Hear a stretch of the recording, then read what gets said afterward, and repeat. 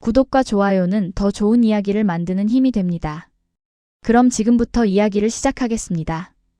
옛날 옛적 강원도 첩첩산 중 사람 발길조차 드문 청암골이라는 화전 마을이 있었습니다. 사방이 험한 봉우리로 둘러싸여 장이 서는 읍내까지 가려면 꼬박 하루를 걸어야 하는 궁벽한 곳이었지요. 화전민 몇 가구가 산비탈에 옥수수와 조를 일구며 근근히 살아가는 세상과는 동떨어진 마을이었습니다. 마을 어귀 다 쓰러져가는 초가에는 나무꾼 부부와 그들이 23해 전 산길에서 주워 키운 아들 바우가 살고 있었습니다. 바우의 옷은 늘 해져 있었고 밥은 늘 모자랐습니다. 겨울이면 냉골방에서 삭정이 몇 개로 밤을 나야 했지요. 바우야, 오늘도 나무나 한 짐에 오너라. 좁쌀이 다 떨어졌구나. 양어머니는 새벽마다 부엌에서 마른 기침을 하며 그렇게 말하곤 했습니다. 바우는 마을 아이들에게 곧잘 놀림을 받았습니다. 업둥이 주제에 밥은 무슨 밥이냐. 아이들은 그렇게 놀렸지만 바우는 한 번도 대꾸하지 않았습니다. 그저 묵묵히 고개를 숙이고 지나칠 뿐이었지요. 언젠가 한 번은 아이들이 던진 돌에 이마가 찢어진 적도 있었습니다. 그날도 바우는 울지 않았습니다. 그저 흐르는 피를 소매로 닦으며 묵묵히 나무찜을 지고 집으로 돌아갔을 뿐이었습니다. 어디서 다쳤느냐? 양어머니가 놀라 달려와 상처를 살폈지만 바우는 그저 돌부리에 걸렸습니다 하고 얼버무렸습니다. 양어머니는 그 말을 믿지 않았지만 더 캐묻지도 않았습니다. 그저 조용히 바우의 이마에 약초를 붙여주며 등을 토닥여줄 뿐이었습니다. 그런 밤이면 바우는 이불 속에서 몰래 눈물을 훔치곤 했습니다. 나는 대체 어디서 온 아이일까? 그런 물음이 떠오를 때마다 바우는 애써 고개를 저으며 잠을 청했습니다. 그런데도 바우는 매일 새벽 아무도 모르게 뒷산 바위 위에 올라 나뭇가지 하나를 검처럼 휘둘렀습니다. 누가 가르쳐준 적도 없는데 그 손놀림에는 이상하리만치 절도가 있었습니다. 휘두를 때마다 나뭇가지가 바람을 가르는 소리가 예사롭지 않았습니다. 바우야, 그 팔뚝 흉터는 대체 어디서 얻은 것이냐? 양아버지가 밥상머리에서 몇 번이고 물었지만 바우는 그때마다 고개만 저었습니다. 사실 그 흉터는 23해 전 궁궐이 불타던 밤 갓난글을 업고 도망친 유모 끝순이 남긴 흔적이었습니다. 정변이 일어나던 그날 왕가는 하루아침에 폐위되었고 갓난 왕자는 불길 속에서 어깨에 화상 하나만을 새긴 채 살아남았습니다. 그날 이후 조정은 새로운 세력의 손에 넘어갔고 옛 왕가를 따르던 이들은 하나둘 자취를 감추거나 숨죽여 살아가야 했습니다. 하지만 바우는 그 사실을 알지 못했습니다. 끝수는 아이가 5살 되던 해 시름시름 앓다 세상을 떠나며 낡은 건보 조각 하나만을 나무꾼 부부에게 맡겼습니다. 이 아이가 20살이 넘거든 그때 전해주시오. 그전에는 절대 아니 되오. 나무꾼 부부는 그 약속을 여태 지키고 있었습니다. 건보는 부부의 낡은 반다지 밑바닥 헝겊에 쌓여 조용히 잠들어 있었습니다. 바우는 그저 자신이 산길에서 주워진 업둥이라는 것만 알고 자랐습니다. 그 이상은 아무도 말해주지 않았고 바우도 굳이 캐묻지 않았습니다. 그날 밤 바우가 마당에서 검술 흉내를 내는 것을 지켜보던 양어머니가 남편에게 나직이 속삭였습니다. 여보, 저 아이 저러다 누구 눈에라도 띄면 어쩝니까? 그러게 말이오. 허나 타고난 것을 어찌 막겠소. 양아버지의 목소리에는 걱정과 안쓰러움이 함께 배어 있었습니다. 그 유모라는 분이 남긴 보따리 아직도 그대로 있지요? 암 반다지 밑에 고이 넣어두었소. 아이가 20살이 넘기 전에는 절대 꺼내지 말라 했으니. 23해 전 그 겨울밤 초가살인문을 두드리던 여인이 있었습니다. 피투성이 옷차림에 갓난아기를 품에 안은 채 다 죽어가는 몰골이었습니다. 제발 이 아이만 살려주시오. 살해는 훗날 반드시 하겠소. 그것이 끝순의 마지막 말이었습니다. 부부는 낯선 여인의 다급한 눈빛에서 예사롭지 않은 사연을 느꼈지만 굳이 캐묻지 않고 아이를 받아 안았습니다. 그날 이후 5해 끝수는 인근 절에 몸을 의탁하며 몰래 아이를 지켜보다 결국 병을 얻어 세상을 떠났습니다. 가끔 절에서 내려와 멀찍이서 아이 노는 모습을 지켜보다 눈물 짓곤 했다는 이야기를 훗날 마을 사람들이 전해 주었습니다. 숨을 거두기 전 마지막으로 나무꾼 부부를 찾아와 건보 조각을 건네던 그 손은 뼈만 앙상이 남아 있었습니다. 그 후로 18년 바우는 아무것도 모른 채 자라났습니다. 그해 봄 유난히 꽃샘 추위가 매서웠습니다. 바우는 여느 날처럼 지게 가득 나무를 지고 장터로 향하고 있었습니다. 고갯마루에 이르렀을 때 절뚝거리며 걸어오는 늙은 탁발승 하나를 만났습니다. 젊은이, 다리를 좀 쉬어가도 되겠는가? 예, 어르신. 여기 앉으시지요. 바오는 지게를 내려놓고 바위 하나를 가리켰습니다. 노승은 한참을 앉아 숨을 고르더니 바오의 손을 물끄러미 바라보았습니다. 자네 손에는 도끼 굳은 살 말고 다른 굳은 살이 있구먼. 칼을 쥔 자의 손이야. 바오는 흠칫했지만 이내 웃어넘겼습니다. 나무꾼 손에 칼 굳은 살이 무슨 소용이겠습니까? 그저 나뭇가지나 휘두른 탓이겠지요. 허, 나뭇가지로 그런 굳은 살이 박이던가? 노승은 지그시 웃으며 다시 물었습니다. 자네 부모는 어찌 되는가? 모릅니다. 산길에서 주워졌다고 들었습니다. 그런가? 노승은 잠시 하늘을 올려다보더니 나직이 말했습니다. 귀한 것은 핏줄이 아니라 그 핏줄로 무엇을 하는가에 있느니라. 바오는 그 말을 흘려들었습니다. 소인 같은 나무꾼에게 핏줄이 다 무엇입니까? 그저 하루 벌어 하루 먹고 사는 것이 전부지요. 젊은이는 아직 모르는구먼. 사람은 언젠가 제 그릇의 크기를 알게 되는 날이 오는 법이라네. 바오는 대답 대신 그저 고개를 숙였습니다. 노승은 그렇게만 말하고는 지팡이를 짚고 산모퉁이로 사라졌습니다. 바오는 그 뒷모습을 잠시 바라보다 이내 다시 지게를 짊어졌습니다. 별 희한한 말씀도 다 하시네. 그때는 그 한마디가 훗날 자신의 삶 전체를 뒤흔들 말이 되리라고는 꿈에도 생각지 못했습니다. 장터로 내려가는 길은 유난히 조용했습니다. 바람이 스산하게 불었고 산새 소리마저 뚝 끊겨 있었지요. 길가에 핀 진달래마저 그날따라 유난히 붉어 보였습니다. 저작거리 어귀에서 만난 박물장수 노파가 바오를 붙잡고 수군거렸습니다. 오늘 저 아랫마을 대감댁 행차가 이 고개를 넘는다더군. 시집갈 아씨를 모시고 간다던데? 그런데 그게 소인과 무슨 상관이 있습니까? 글쎄, 요즘 이 고갯길에 산적대가 출몰한다는 소문이 흉흉해서 하는 말일세. 산적이라니요? 저 아랫마을에서만 벌써 2집이나 봉변을 당했다지 않은가? 자네도 조심하시게. 바오는 나무찜을 팔며 몇 마디 더 들었습니다. 장돌뱅이들 사이에서는 그 산적들이 예사도적이 아니라 누군가의 은밀한 사주를 받은 자들이라는 소문도 돌고 있었습니다. 조적 높은 분 심부름이라던데 자세히는 아무도 모른다지. 바오는 그 말을 귓등으로 흘려들으며 나무찜 값을 받아 챙겼습니다. 받은 돈은 몇 푼 되지 않았지만 오늘 저녁 좁쌀 한 뙑박은 살 수 있을 듯 했습니다.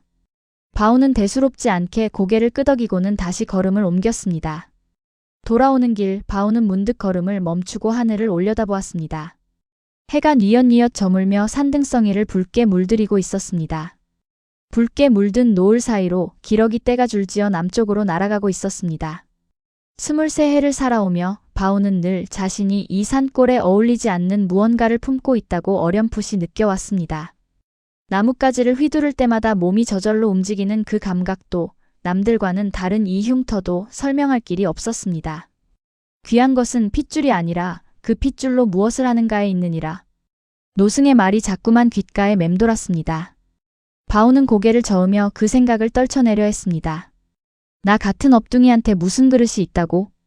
혼잣말을 중얼거리며 다시 지게를 고쳐맸습니다. 그런데 고갯마루에 올라서는 순간 뭔가 이상한 낌새가 느껴졌습니다. 저 멀리 화려한 가마 하나가 산길을 오르고 있는 것이 보였습니다. 가마 주위로는 웬 낯선 사내들의 그림자가 어른거렸습니다. 그 걸음걸이가 호위 무사라기엔 지나치게 은밀했습니다. 바오의 심장이 까닭없이 요동치기 시작했습니다. 어디선가 낮게 신호를 주고받는 듯한 휘파람 소리마저 들려왔습니다. 바오는 그 순간 왠지 모를 불길함에 지게를 내려놓았습니다. 그리고 자신도 알지 못하는 사이 발걸음이 그쪽을 향해 빨라지고 있었습니다.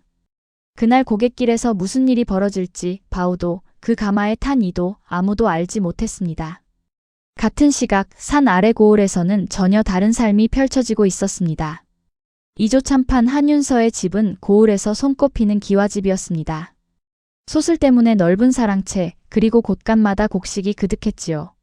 대대로 청렴하기로 이름난 집안이라 재물은 넉넉해도 사치를 부리는 법이 없었습니다.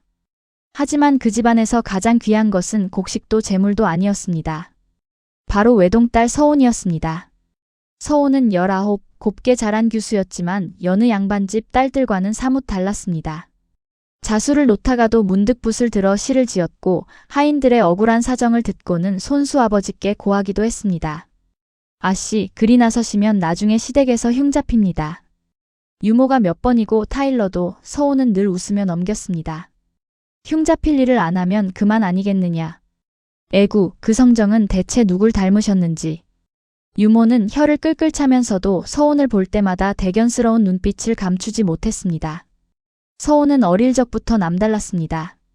글 공부를 시키면 오라비들보다 빨리 깨쳤고 활쏘기를 흉내 내다 아버지께 크게 혼난 적도 있었습니다. 계집아이가 무슨 활이냐.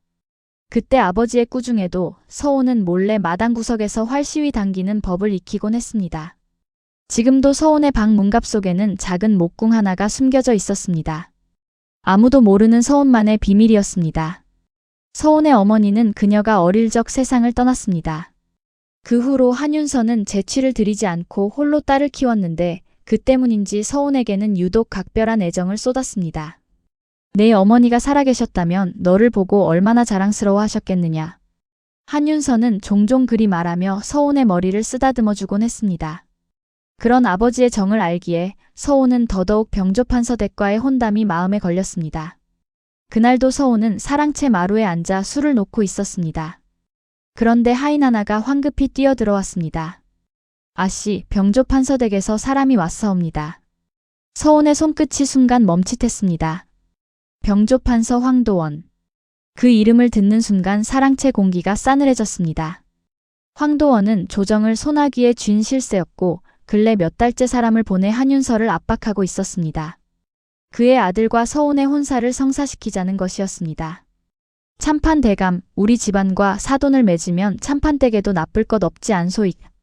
지난번 찾아왔을 때 황도원이 던진 말이었습니다. 한윤서는 그때 아무 대답도 하지 못했습니다. 그날 밤 사랑방에 홀로 앉은 한윤서의 얼굴에는 짙은 그늘이 드리워 있었습니다. 그의 서한 위에는 낡은 서책 한 권이 놓여 있었는데 겉표지만 보아서는 그저 평범한 문집처럼 보였습니다. 하지만 그 안에는 아무도 모르는 글귀가 적혀 있었습니다. 한윤서는 종종 밤이 깊으면 그 책을 꺼내 홀로 읽고는 이내 다시 깊숙이 감추어 두곤 했습니다. 28 젊은 관리였던 그 시절 한윤서는 궁 안에서 벌어진 참혹한 하룻밤을 두 눈으로 지켜보았습니다. 그날 밤 그가 무엇을 보았는지, 무엇을 도왔는지 지금껏 그 누구에게도 말한 적이 없었습니다. 불길이 궁궐 지붕을 타고 번지던 그 밤 젊은 한윤서는 죽음을 각오하고 유모의 손에 갓난 왕자를 안겨 뒷문으로 내보냈습니다. 부디 사람만 남으시오. 훗날 다시 뵙겠나이다. 그것이 그가 갓난 왕자에게 건넨 마지막 인사였습니다. 그 후로 그는 스스로도 그 밤의 일을 잊으려 애썼지만 잊히지 않았습니다. 그저 세월이 흐르는 동안 그는 조용히 관직에 몸담으며 침묵을 지켜왔을 뿐입니다. 대감, 무슨 근심이라도 있으십니까? 문 밖에서 청지기가 넌지시 물었습니다. 아니다. 개 있느냐, 등불이나 좀 더 밝혀라. 한윤서는 서둘러 책을 소매 속에 감추었습니다. 청지기는 고개를 숙이고 물러났지만 그 눈빛에는 묘한 기색이 스쳤습니다. 그는 실은 몇 달 전부터 병조판서 황도원에게 은밀히 이 집안의 소식을 전하고 있는 자였습니다. 집안 사람 누구도 그의 이런 이중적인 모습을 눈치채지 못했습니다. 겉으로는 늘 성실하고 예의 바른 청직이었기에 의심하는 이가 아무도 없었던 것입니다. 대감댁에 요즘 심상찮은 기색이 있사옵니다. 밤마다 서책을 감추시는데 예사서책은 아닌 듯하옵니다. 청지기가 황도원에게 그리고 했던 것이 불과 열흘 전의 일이었습니다. 황도원은 그 말을 듣고 눈을 가늘게 떴습니다. 한윤서, 그자가 정변 때 살아남은 것부터가 수상쩍었지. 계속 살펴보아라. 이튿날 아침 서온은 아버지의 방에 불려갔습니다. 서온아, 외가에 인사를 다녀오너라. 내 외조부님 병환이 깊으시다는구나. 예, 아버님. 언제 떠나면 되겠사옵니까? 모레 아침이 좋겠다. 고갯길을 넘어야 하니 채비를 단단히 하거라. 서온은 순순히 고개를 끄덕였지만 아버지의 표정에서 뭔가 다른 근심을 읽어냈습니다. 아버님, 정말 외조부님 병환 때문만이옵니까? 한윤서는 잠시 말을 잇지 못했습니다. 그래. 그뿐이다. 어서 가서 채비하거라. 서온은 더 캐묻지 않았습니다. 하지만 방을 나서며 아버지의 눈빛이 평소와 다르다는 것을 분명히 느꼈습니다.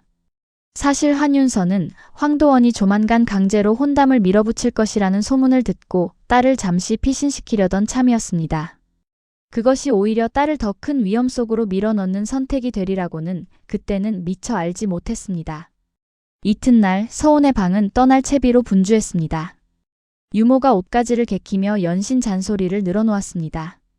아씨, 가마꾼은 셋뿐이니 고갯길에서는 몸조심하셔야 하옵니다. 걱정 마라. 고갯길이 뭐 하루 이틀 넘는 길이더냐. 서온은 웃으며 대답했지만 마음 한구석에는 알 수 없는 불안이 스쳤습니다. 평소라면 대수롭지 않게 넘겼을 여정인데 어쩐지 그날따라 마음이 계속 술렁였습니다. 그녀는 문갑에서 몰래 목궁을 꺼내 옷보따리 깊숙이 넣었습니다. 아씨, 그건 또 왜 챙기십니까? 만약을 대비해서지. 유모는 모르는 척해다오. 유모는 한숨을 내쉬면서도 더 말리지 않았습니다. 그날 오후 청지기는 다시 은밀히 집을 빠져나갔습니다. 그의 발걸음이 향한 곳은 병조판서댁이었습니다.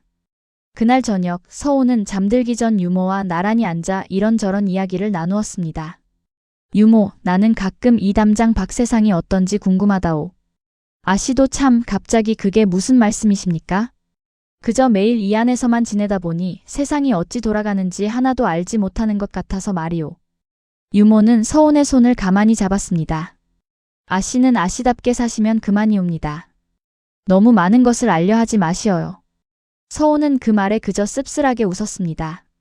너무 많은 것을 알려 하지 말라니 유모는 대체 무엇을 걱정하는 것일까? 그날 밤 서온은 좀처럼 잠을 이루지 못했습니다.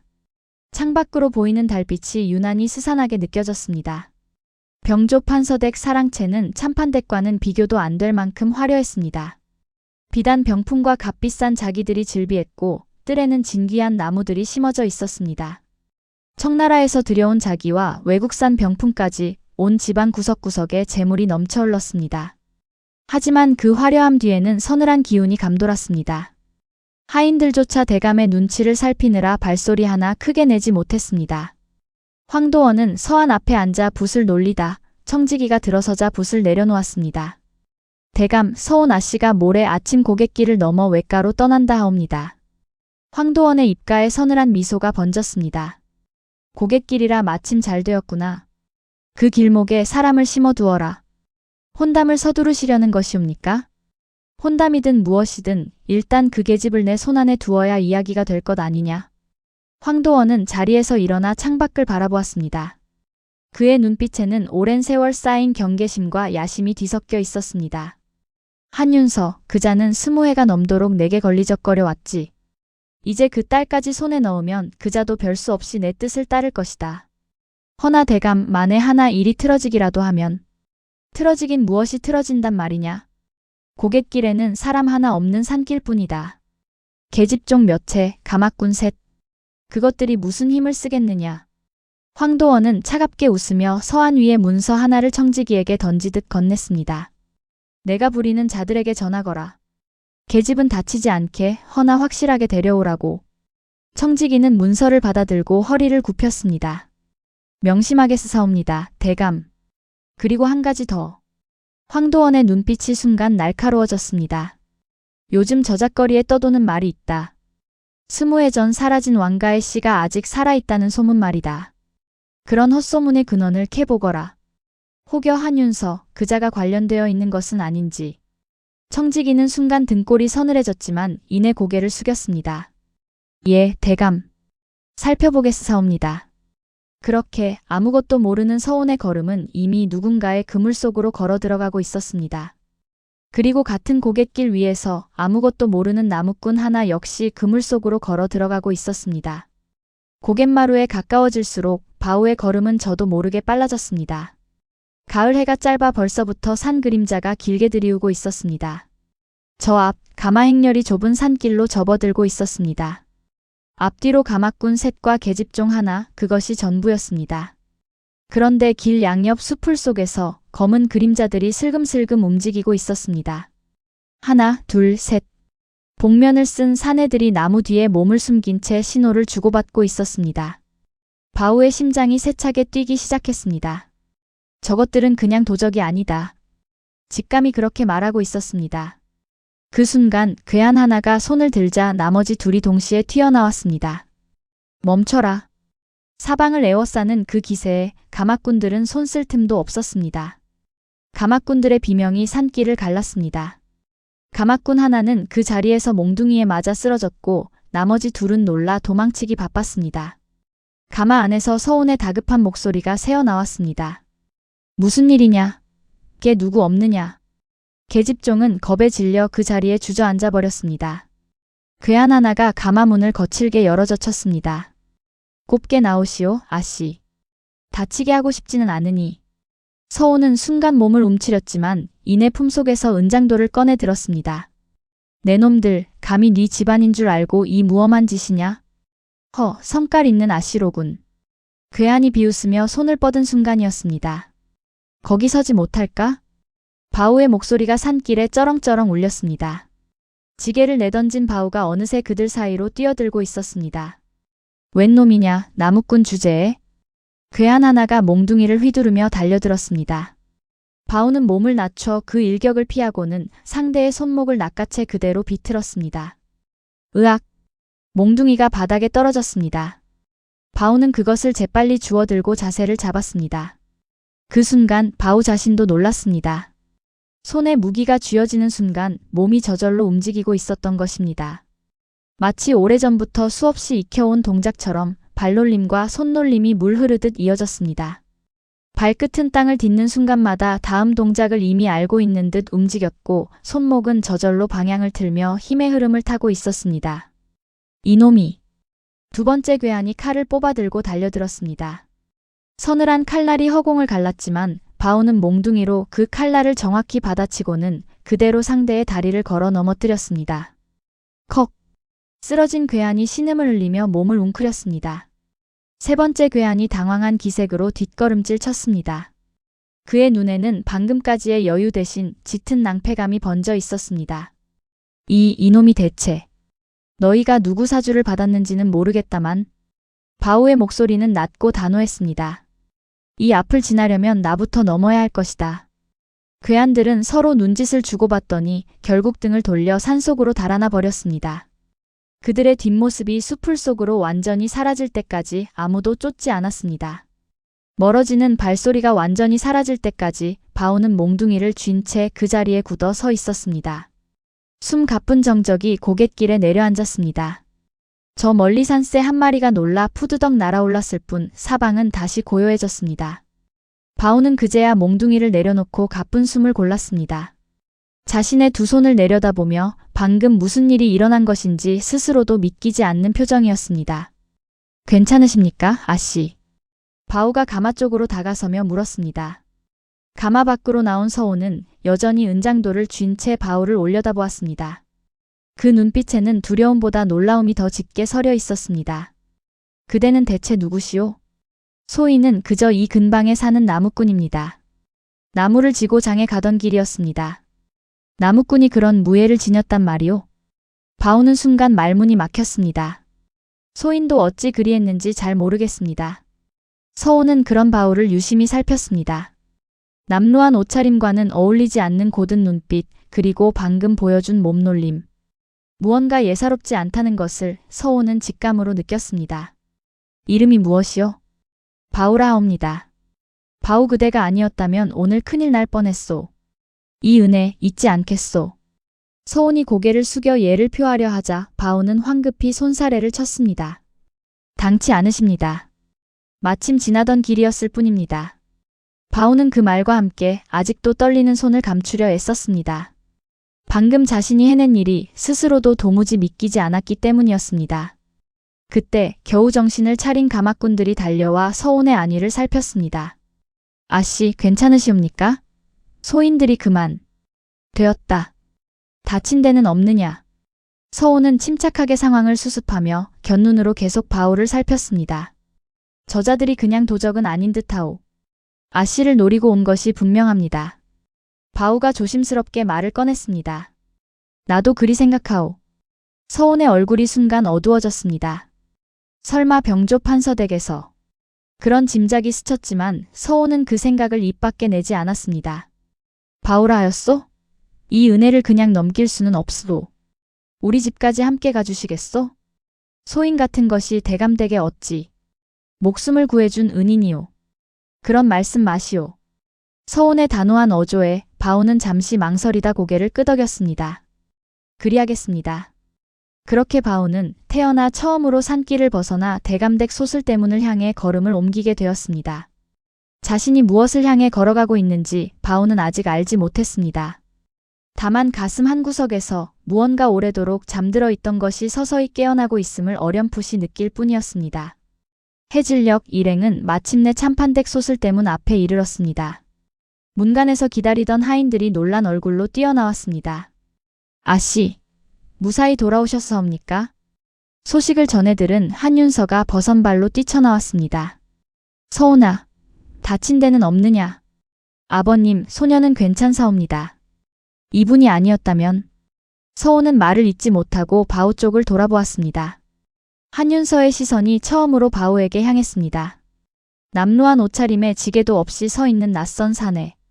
그런데 한윤서는 그 순간 이상하게도 시선을 뗄 수가 없었습니다. 바오의 눈빛, 그리고 얼핏 드러난 팔뚝의 흉터. 어딘가 낯이 익은 듯한 설명할 수 없는 기시감이 스쳐 지나갔습니다. 자네가 내 딸을 구해주었다고? 소인은 그저 지나던 나무꾼일 뿐입니다. 마침 그 자리에 있었을 따름입니다. 바오는 고개를 숙이며 겸손하게 답했습니다. 이름이 무엇인가? 바오라 하옵니다. 한윤서는 그 이름을 몇 번이고 속으로 되뇌었습니다. 그러다 문득 자신도 알 수 없는 이유로 가슴이 술렁이는 것을 느꼈습니다. 저 눈빛 어디선가 본 적이 있는 듯한데. 24해 전 궁궐 불길 속에서 마지막으로 보았던 갓난아기의 얼굴이 어렴풋이 겹쳐 떠올랐다 사라졌습니다. 한윤서는 그 낯선 감정의 정체를 알 수 없어 그저 고개를 저었습니다. 설마 아니겠지. 그저 늙은이의 헛된 생각일 뿐이다. 그는 애써 그 생각을 떨쳐내며 다시 눈앞에 두 사람에게 시선을 돌렸습니다. 안으로 들게. 오늘 밤은 예서 묵고 가시게. 당치 않습니다, 대감. 소인 같은 것이 어찌. 목숨을 구해준 은인을 그냥 돌려보낼 수는 없네. 이는 청이 아니라 명일세. 한윤서의 단호한 어조에 바오는 결국 고개를 숙이며 발걸음을 안으로 옮겼습니다. 대문이 닫히는 소리가 등 뒤에서 무겁게 울렸습니다. 바오는 그 소리를 들으며 왠지 모르게 다시는 예전의 삶으로 돌아갈 수 없을 것 같다는 예감에 사로잡혔습니다. 그날 저녁 온 집안 사람들이 모여 늦은 저녁상을 차렸습니다. 서호는 자꾸만 곁눈으로 바오를 살폈습니다. 저 사람은 대체 누구일까? 나무꾼이라 하기엔 너무나 예사롭지 않은데. 바오 역시 낯선 자리가 어색해 젓가락질 하나에도 몇 번이고 눈치를 살펴야 했습니다. 편히 드시게. 이 댁에서는 격식 차릴 것 없네. 한윤서가 온화하게 말했지만 바오는 좀처럼 편할 수가 없었습니다. 평생 흙바닥에 앉아 밥을 먹던 그에게 반질반질한 소반과 은수저는 오히려 부담스럽기만 했습니다. 저녁상이 끝난 뒤 서호는 몰래 부엌으로 가 유모에게 속삭였습니다. 유모, 저분 눈빛이 참으로 곧지 않소? 아씨도 참 오늘 하루 내내 그 얘기만 하시는군요. 유모는 웃으며 놀렸지만 서온의 얼굴은 이미 발갛게 물들어 있었습니다. 그날 밤 서온은 잠자리에 들어서도 좀처럼 잠을 이루지 못했습니다. 낮에 본 바오의 몸놀림과 진지하면서도 순박한 그 눈빛이 자꾸만 떠올랐습니다. 대체 저 사람은 누구일까? 어찌 저런 재주를 가지고도 저리 겸손할 수 있을까? 서온은 그런 생각들에 이불을 뒤척이다 결국 새벽녘에야 겨우 잠이 들었습니다. 그날 밤 바오는 태어나 처음으로 기와집 사랑채에서 잠을 청했습니다. 비단 이부자리는 낯설었고 잠은 좀처럼 오지 않았습니다. 내가 지금 여기서 무엇을 하고 있는 것인가? 바오는 뒤척이며 몇 번이고 그런 생각을 되풀이했습니다. 방문 틈으로 스며드는 달빛이 낯선 천장을 비추었습니다. 평생을 좁은 흙방에서 자란 그에게 넓은 사랑채는 오히려 숨이 막힐 듯 답답하게 느껴졌습니다. 문득 산골의 부모님 얼굴이 떠올랐습니다. 양어머니, 양아버지께서는 내가 돌아오지 않아 걱정하고 계시겠지. 바오는 날이 밝는 대로 돌아가야겠다고 마음먹었습니다. 멀리서 부엉이 우는 소리가 들려왔습니다. 평소라면 익숙했을 그 소리마저 낯선 곳에서 듣자니 왠지 서글프게 느껴졌습니다. 바오는 몇 번이고 돌아누우며 잠을 청해보았지만 좀처럼 눈이 감기지 않았습니다. 이튿날 아침 한윤서가 손수 사랑채로 찾아왔습니다. 밤새 편히 쉬었는가? 예, 대감. 과분한 대접을 받았습니다. 소희는 이만 돌아가 보아야 할 듯합니다. 바오가 자리에서 일어나 예를 갖추며 말했습니다. 한윤서는 잠시 말없이 바오를 바라보았습니다. 그리 급히 갈 필요가 있겠는가? 자네에게 청이 하나 있네. 무슨 말씀이시온지. 어제 그 일이 예사도적짓이 아니었다는 것은 자네도 짐작했을 것이네. 바오는 고개를 끄덕였습니다. 솔직히 말하겠네. 요즘 이 집안이 예사롭지 않은 압박을 받고 있네. 자네 같은 무예를 지닌 이가 곁에 있어준다면 큰 힘이 될 것이야. 소인더러 이 댁에 머물란 말씀이십니까? 당분간만이라도 그리해주게. 사례는 섭섭지 않게 하겠네. 바오는 선뜻 답하지 못했습니다. 그의 머릿속에는 산골에서 기다리고 있을 양부모의 얼굴과 어제 목숨을 걸고 구해낸 서온의 얼굴이 동시에 떠올랐습니다. 대감, 소희는 그저 산골 나무꾼일 뿐입니다. 이런 큰 집안일에 함부로 끼어들 처지가 아니옵니다. 자네가 아니었다면 내 딸은 지금쯤. 한윤서의 목소리가 잠시 떨렸습니다. 부탁하네. 며칠만이라도 좋으니 이 늙은이의 청을 들어주게. 그때 서온이 마당을 지나다 그 대화를 듣고 다가왔습니다. 아버님, 무리한 부탁이 아니실는지요. 이분께도 돌아가야 할 삶이 있으실 텐데요. 서온의 말에 바오는 순간 놀란 눈으로 그녀를 바라보았습니다. 뜻밖에도 서온은 바오의 입장을 먼저 헤아려주고 있었습니다. 허나 서온아, 지금 이 집안 사정이. 알고 있사옵니다. 하나 이분께 강요할 수는 없는 일이지요. 서온은 바오를 향해 돌아섰습니다. 바오님, 부담 갖지 마시고 뜻대로 하세요. 은혜는 이미 충분히 갚고도 남았습니다. 바오는 그 말에 오히려 마음이 복잡해졌습니다. 돌아가야 한다. 이곳은 내가 있을 곳이 아니다. 그리 생각하면서도 발이 쉬이 떨어지지 않았습니다. 서온은 바오를 마당 한쪽으로 이끌었습니다. 바오님, 어제 그 몸놀림은 예사 것이 아니었습니다. 어디서 무예를 익히셨는지 여쭤도 되겠습니까? 소인도 잘 모르옵니다. 그저 어릴 적부터 몸이 저절로 그리 움직였을 뿐입니다. 그런 재주를 산속에 묻어두고 나무나 하며 사는 것이 아깝지 않으십니까? 바오는 그 물음에 선뜻 답하지 못했습니다. 아까울 것이 무엇이 있겠습니까? 소희는 그저 업둥이일 뿐인 것을요. 업둥이라 하여 그릇이 작다는 법은 없지요.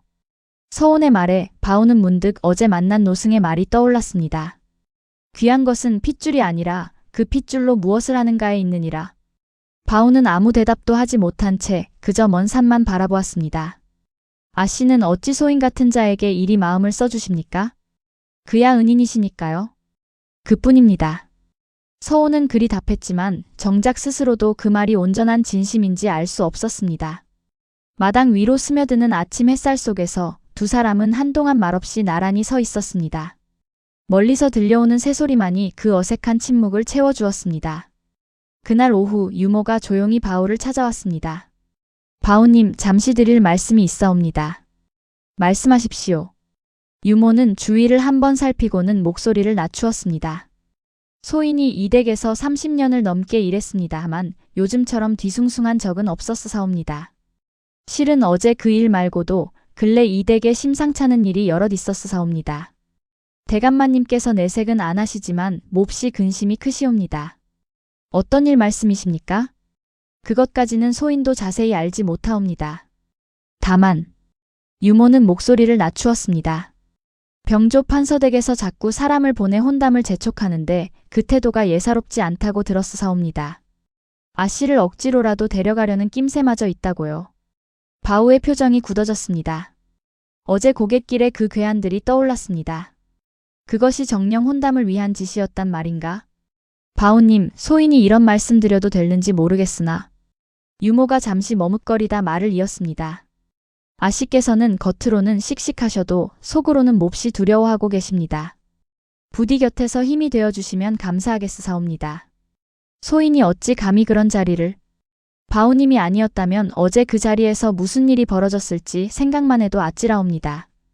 유모의 진심 어린 말에 바우는 말없이 고개를 숙였습니다. 그날 저녁 파발이 급히 대문을 두드렸습니다. 참판 대감께 병조 판서댁에서 서찰이옵니다. 말발굽 소리와 다급한 외침에 온 집안 사람들이 사랑채 앞으로 모여들었습니다. 저마다 불안한 눈빛으로 서로를 바라보았습니다. 한윤서는 떨리는 손으로 서찰을 펼쳤습니다. 서찰에는 짧고 단호한 글귀가 적혀 있었습니다. 닷새 안에 혼약을 매듭짓지 않으면 그에 상응하는 대가를 치르게 될 것이오. 한윤서의 얼굴이 하얗게 질렸습니다. 대감 무슨 일이시옵니까? 곁에 있던 바우가 조심스레 물었습니다. 한윤서는 한참을 망설이다 결국 서찰을 바우에게 내밀었습니다. 글을 읽어내려가던 바우의 눈빛이 점점 서늘해졌습니다. 이 자들이 어제 그 일을 벌인 자들과 같은 무리로군요. 그런 것 같네.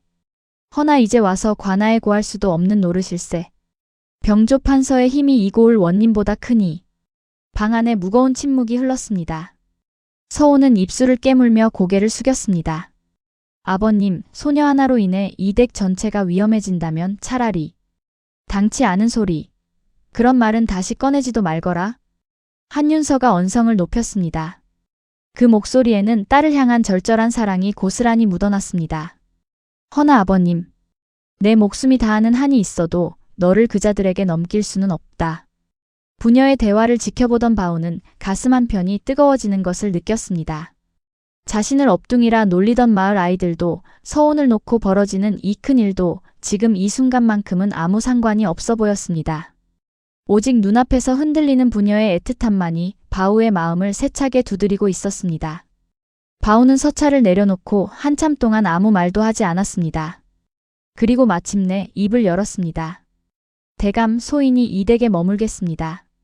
한윤서와 서온이 동시에 바우를 바라보았습니다. 바우님, 모른 척 돌아설 수는 없을 것 같습니다. 어제 그 자리에서 아씨를 구한 것도 우연이 아니라 무언가의 뜻인지도 모르겠습니다. 바우의 목소리에는 스스로도 낯선 단호함이 배어 있었습니다. 소인, 이 집안이 이 위기를 넘길 때까지 곁을 지키겠습니다.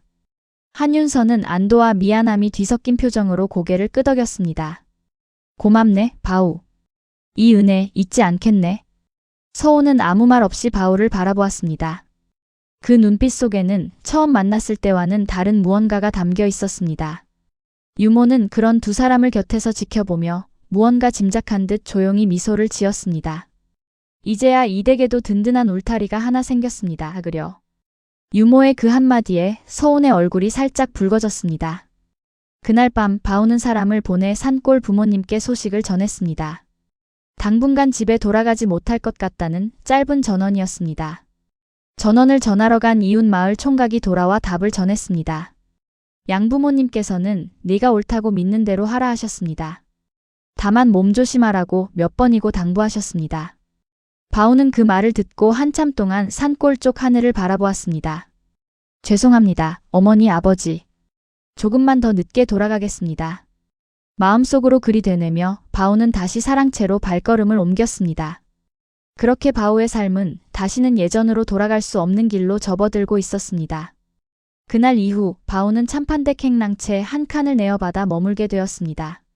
하지만 익숙지 않은 생활은 하루하루가 낯설고도 우스운 일들의 연속이었습니다. 첫날 저녁상부터가 문제였습니다. 은수저와 놋그릇이 가지런히 놓인 상 앞에서 바우는 어느 것부터 손을 대야 할지 몰라 한참을 망설였습니다. 바우님, 국은 오른쪽이옵니다. 곁에서 시중들던 몸종이 웃음을 참으며 알려주었지만 바우는 그마저도 헷갈려 젓가락으로 국을 뜨려다 온 상을 웃음바다로 만들었습니다. 허, 산에서는 나뭇가지로 다 해결되던 것이 여기서는 이리도 복잡하구나. 바우가 머쓱하게 웃으며 중얼거리자 지켜보던 유모마저 웃음을 터뜨렸습니다. 이튿날에는 세숫대야 앞에서 또 한바탕 소동이 벌어졌습니다.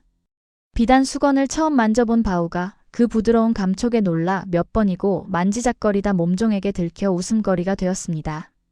바우님, 그건 수건이지 구경하라고 드린 게 아니옵니다. 그렇게 하루하루 바우는 낯선 생활에 조금씩 적응해 갔습니다. 집안에는 오랫동안 대감댁 무의 사범을 지낸 상철이라는 노인이 있었습니다. 한때 이름난 무관이었으나 나이가 들며 이 댁의 몸을 위탁해 하인들에게 호신술을 가르치고 있었습니다. 한윤서는 바우에게 상철 밑에서 무예를 정식으로 배워보라 권했습니다. 어차피 곁에 둘 것이라면 제대로 익혀두는 것이 좋을 걸세. 바우는 처음에는 망설였지만 이내 그 뜻을 받아들였습니다. 그렇게 바우는 매일 새벽 상철과 함께 마당에서 목검을 맞대게 되었습니다. 처음 몇 탑을 겨루던 상철의 표정이 점점 굳어졌습니다. 자네 정말 무예를 배운 적이 없단 말인가? 예, 사범님. 그저 산에서 나뭇가지를 휘두른 것이 전부입니다. 상철은 믿기지 않는다는 눈으로 바우를 바라보았습니다. 이 보법은 예사 문파의 것이 아닐세. 마치 오래전에 사라진 어느 건법의 흔적 같기도 하고. 그것이 무슨 말씀이신지. 아닐세, 늙은이의 헛소리로 여기게. 상철은 고개를 저으며 말을 삼켰지만 그날 이후 바우를 바라보는 눈빛이 달라졌습니다. 그는 종종 목검을 내려놓고 바우에게 예시이야기를 들려주곤 했습니다. 내가 젊었을 적 나도 자네처럼 이름 없는 무관이었네. 허나 전장에서 상관을 잘못 만나 억울하게 누명을 쓰고 관직을 잃었지. 그런 일이 있으셨습니까? 그때는 세상이 다 끝난 줄 알았네. 허나 일이 참판 대감댁에 몸을 위탁해 자네 같은 인재를 만나게 될 줄 누가 알았겠는가.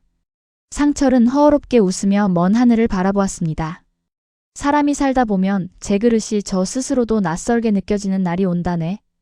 그때 도망치지 않는 것이 진짜 용기일세. 바우는 그 말을 가슴 깊이 새겼습니다. 한편 서우는 아버지 몰래 바우의 훈련을 지켜보는 것이 하루의 낙이 되었습니다. 매일 아침 창호지 문 너머로 몰래 훔쳐보다 유모에게 들켜 무안해진 적도 한두 번이 아니었습니다. 바우님, 오늘도 상철 사범님을 이기셨다지요? 이기다니요, 당치 않습니다. 그저 몇 탑 버텼을 뿐입니다. 소문은 벌써 온 집안에 다 퍼졌사옵니다. 서우는 장난스레 웃으며 말했습니다. 어느 날 저녁 서우는 바우를 뒤뜰로 조용히 불러냈습니다. 바우님께 청이 하나 있사옵니다. 말씀하십시오. 서우는 옷소매 속에서 작은 목궁을 꺼내 들었습니다. 실은 소녀 어릴 적부터 활을 좋아했사옵니다. 허나 아무도 제대로 가르쳐주지 않으니 소인이 활은 잘 다루지 못합니다만 검이든 활이든 몸을 쓰는 이치는 비슷하지 않겠습니까? 부디 가르쳐주세요. 바우는 잠시 망설이다 결국 고개를 끄덕였습니다. 그날부터 두 사람은 남몰래 뒤뜰에서 활쏘기를 익혔습니다. 처음엔 화살이 번번이 관역을 빗나갔지만 서우는 포기하지 않고 몇 번이고 시위를 당겼습니다. 아씨는 참으로 끈기가 대단하십니다. 바우님만 하겠습니까? 산속에서 홀로 그 검수를 익히신 것에 비하면 이 정도야 아무것도 아니지요. 서운의 자세를 바로잡아주며 바우는 뜻밖에도 스스로도 몰랐던 감각을 하나씩 깨쳐갔습니다. 이렇게 어깨에 힘을 빼시고 바우가 서운의 팔을 살짝 잡아 자세를 고쳐주자 서운의 얼굴이 붉어졌습니다. 어머, 손이 참으로. 송구합니다, 아씨. 바우가 황급히 손을 떼자 서운은 웃음을 터뜨렸습니다. 바우님도 참 그리 놀라실 것까지야. 그렇게 두 사람 사이에는 말로 다 하지 못할 미묘한 온기가 조금씩 쌓여갔습니다. 그러던 어느 날 저잣거리에 다녀오던 유모가 흥분한 얼굴로 돌아왔습니다. 아씨. 글쎄 저잣거리에 웬 점쟁이가 나타나 온갖 사람들의 관상을 봐주고 있는데 용하기가 이를 데 없다지 뭡니까? 그래서요? 소인도 한번 봐달라 했더니 글쎄 소인더러 앞으로 부잣집 마님이 될 상이라지 뭡니까? 유모의 너스레에 서운과 바우는 마주보며 웃음을 터뜨렸습니다. 그래서 복채는 후하게 치르셨습니까? 에구, 그 말에 넘어가 아끼던 은비녀까지 내주고 왔지 뭡니까? 유모의 너스레에 마당 안이 온통 웃음바다가 되었습니다. 유모, 그 점쟁이 다음에는 나도 데려가 주오. 아이고 아씨는 이미 다 정해진 팔자이신데 뭘 또 보시려고요. 그 말에 서운의 웃음이 잠시 멈칫했습니다. 정해진 팔자라는 말이 문득 병조판서댁 혼담을 떠올리게 했던 것입니다. 바우도 그 침묵의 의미를 알아채고는 애써 화제를 돌렸습니다.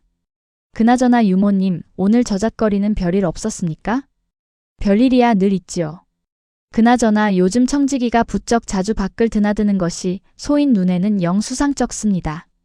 바우와 서우는 순간 눈빛을 주고받았습니다. 그 말은 두 사람 모두의 마음 한구석에 자리한 불안을 다시금 일깨웠습니다. 며칠 뒤 한윤서는 오랜 버신 이웃고을 현감을 저녁자리에 초대했습니다. 그날 아침부터 집안은 손님 맞을 채비로 분주했습니다. 유모는 바우를 붙잡고 한바탕 예법을 일러주었습니다. 바우님, 오늘은 귀한 손님이 오시니 부디 젓가락질 하나도 조심하셔야 하옵니다. 명심하겠습니다. 바우는 진땀을 흘리며 몇 번이고 젓가락질을 연습해 보았지만 영 어색하기만 했습니다. 집안 어른들을 대접하는 큰 상이 차려졌고 바우도 얼결에 말석에 앉게 되었습니다. 저자는 네 집 자제인가? 현감이 묻자 한윤서는 잠시 머뭇거리다 답했습니다. 내 딸의 은인 일세. 근래 이 댁에 머물고 있네. 허, 그런가? 현감은 흥미로운 눈으로 바우를 훑어보더니 대뜸 술 한 잔을 권했습니다. 바우는 예법을 몰라 두 손으로 덥석잔을 받아들었다가 곁에서 눈치를 주는 서온을 보고서야 황급히 한 손을 소매로 가렸습니다. 허, 젊은이가 순박하니 보기 좋구먼. 현감의 너털웃음에 좌중이 함께 웃었지만 바우의 얼굴은 귀까지 붉어졌습니다. 상이 끝난 뒤 서온은 마당에서 바우를 놀리듯 말했습니다. 바우님, 아까 그 잔 받으실 때 표정이 어찌나 우스우셨는지. 송구합니다. 소인이 이런 자리는 영 익숙지가 않아서. 괜찮습니다. 그런 어색함마저도 바우님다워 보였사옵니다. 서온의 그 한마디에 바우는 무어라 답해야 할지 몰라 그저 헛기침만 했습니다. 이튿날 새벽 상철은 여느 때보다 일찍 바우를 마당으로 불러냈습니다. 동트기 전 서늘한 공기 속에서 마당에는 옅은 안개가 깔려 있었습니다. 오늘은 목검이 아니라 진검으로 겨루어 보세. 진검이라니 위험하지 않겠습니까? 자네 실력이라면 걱정 없을 걸세. 그리고 진검을 쥐어야 비로소 보이는 것이 있는 법이지. 상철이 건넨 진검을 받아든 순간 바우의 손끝이 미세하게 떨렸습니다. 차갑고 묵직한 쇠의 무게가 이상하리만치 낯설지 않았습니다. 두 사람은 몇 차례 검을 맞대었습니다. 쨍, 쨍, 쇠붙이 부딪는 소리가 새벽 공기를 갈랐습니다. 땀이 등줄기를 타고 흘렀지만 바우는 그 순간만큼은 아무 잡념도 들지 않았습니다. 마지막 합에서 바우의 검끝이 상철의 목전에 정확히 멈춰 섰습니다. 상철은 검을 거두며 나직이 한숨을 내쉬었습니다. 자네 정녕 스스로도 모르는 무언가를 품고 있구먼. 사범님, 그것이 무슨 뜻이온지. 아닐세. 그저 하늘이 사람을 낼 때는 반드시 그 쓰임이 있다는 옛말이 떠올랐을 뿐이네. 바우는 그 말에 가슴이 묵직해지는 것을 느꼈지만 애써 내색하지 않았습니다. 새벽 안개가 서서히 걷히며 마당 위로 아침 햇살이 스며들기 시작했습니다. 평화로운 나날 속에서도 위험은 여전히 그림자처럼 이 집안 곁을 맴돌고 있었습니다. 며칠 뒤 한윤서는 서온에게 오랜만에 저작거리 나들이를 허락했습니다. 그보다 앞서 참판댁에는 작은 잔치가 열렸습니다. 한윤서의 회갑을 기념하는 자리는 아니었지만 집안 어른들의 뜻으로 조촐한 가을 잔치가 마련된 것이었습니다. 가을거지가 끝난 것을 기념해 오랜만에 온 집안이 함께 모이는 자리이기도 했습니다. 마당에는 멍석이 깔리고 하인들까지 모두 불러 모아 음식을 나누었습니다. 바우님도 이리 오셔서 한 상 받으시지요. 유모가 손짓하자 바우는 어색하게 자리에 앉았습니다. 잔치 흥이 오르자 누군가 씨름판을 벌이자고 제안했습니다. 이 댁 하인들 중에 힘께나 쓴다는 무쇠와 소문난 바우님이 한번 겨뤄보시지요. 사람들의 부추김에 바우는 손사래를 쳤습니다. 소인은 그런 재주가 없습니다. 에이, 겸손 마시고 한번 해보세요. 결국 떠밀리듯 씨름판에 나선 바우는 첫 판의 상대를 가볍게 넘어뜨리고 말았습니다. 어이쿠. 구경하던 사람들이 일제히 박수를 치며 환호했습니다. 한 판 더, 한 판 더. 사람들의 성화에 바우는 못 이기는 척 두 번째 판에도 나서 또다시 승리를 거두었습니다. 저 나무꾼 힘도 힘이지만 몸놀림이 예사롭지가 않구먼. 서온은 그 모습을 흐뭇하게 지켜보며 몰래 미소를 지었습니다. 잔치가 무르익을 무렵 한윤서가 술 한 잔을 들고 바우에게 다가왔습니다. 바우, 오늘 자네 덕에 집안에 웃음꽃이 피었네. 고맙네. 당치 않으십니다, 대감. 오히려 소인이 이런 자리에 함께할 수 있어 감사할 따름입니다. 밤이 깊도록 마당에는 웃음소리가 끊이지 않았습니다. 평소 근엄하던 한윤서마저 그날만은 소탈하게 웃으며 하인들과 술잔을 나누었습니다. 그것은 다가올 폭풍 전 마지막으로 허락된 평온한 하루였습니다. 바깥바람도 좀 쐬고 오너라. 대신 바우와 함께 다녀오도록 해라. 서온의 얼굴이 환해졌습니다. 예, 아버님. 바우는 내심 걱정스러웠지만 서운에 들뜬 표정을 보니 차마 말릴 수가 없었습니다. 유모와 몸종 하나를 대동한 채 네 사람은 아침 일찍 집을 나섰습니다. 저작거리는 여느 때처럼 사람들로 북적였습니다. 포목전, 지물포, 대장간까지 늘어선 거리를 걸으며 서호는 오랜만에 바깥 구경에 마음이 들떴습니다. 곡식전 앞에는 가을거지를 끝낸 농부들이 볕가마니를 부려놓고 흥정을 벌이고 있었고 대장간에서는 쇠 두드리는 소리가 쩌렁쩌렁 울렸습니다. 바우님, 저기 저 떡집 좀 보세요. 냄새가 참으로 좋네요. 소인이 사드리겠습니다. 바우가 품속에 몇 푼 안 되는 돈을 꺼내려 하자 서온이 황급히 손을 저었습니다. 아니 되옵니다. 오늘은 소녀가 대접하는 날이니까요. 그렇게 두 사람은 떡집 앞에서 옥신각신하다 결국 서온이 떡을 사서 바우 손에 쥐어 주었습니다. 떡을 베어 문 바우의 얼굴에 오랜만에 편안한 미소가 번졌습니다. 그런데 그때 골목 어귀에서 소란이 일었습니다. 깨석거라, 이 도둑놈. 포목전 주인이 소리를 지르며 웬 사내를 쫓고 있었습니다. 쫓기던 사내는 필사적으로 달아나다 하필 서온 일행 쪽으로 곧장 달려들었습니다. 바우는 재빨리 몸을 움직여 사내의 앞을 가로막았습니다. 멈추시오. 사내는 당황해 방향을 틀려 했지만 바우의 손이 어느새 그의 옷깃을 붙잡고 있었습니다. 이거 놓으시오. 나는 아무 짓도. 품 안에 든 것이나 먼저 꺼내 보이시오. 사내는 잠시 머뭇거리다 결국 품에서 비단 1,001피를 꺼내 놓았습니다. 포목전 주인이 헐레벌떡 달려와 그것을 확인하고는 고래고래 소리를 질렀습니다. 저놈이오. 저놈이 훔쳐간 것이오. 구경꾼들이 순식간에 몰려들어 웅성거렸습니다. 어이구, 저 나무꾼 같은 젊은이가 도둑을 잡았구먼. 아니, 저 몸놀림 좀 보게. 예사롭지가 않아. 사람들의 감탄 어린 수군거림에 바우는 오히려 민망해져 뒷머리를 긁적였습니다. 관아 포졸이 뒤늦게 달려와 사내를 붙잡아 갔고 포목전 주인은 몇 번이고 바우에게 고개를 숙였습니다. 젊은이 정말 고맙소. 이 은혜를 어찌 갚아야 할지. 포목전 주인은 한사코 비단 1피를 사례로 안겨주려 했습니다. 별 말씀을요. 마침 지나던 길이었을 뿐입니다. 바우는 끝내 사양했지만 주인은 못내 아쉬운 듯 몇 번이고 고개를 숙였습니다. 서호는 그런 바우를 흐뭇하게 바라보며 작게 중얼거렸습니다. 바우님은 어디서나 이러시는군요. 한바탕 소동이 지나간 뒤 일행은 저작거리 끝자락 주막에서 잠시 다리를 쉬었습니다. 그런데 주막 한쪽 구석에서 낯익은 얼굴 하나가 눈에 띄었습니다.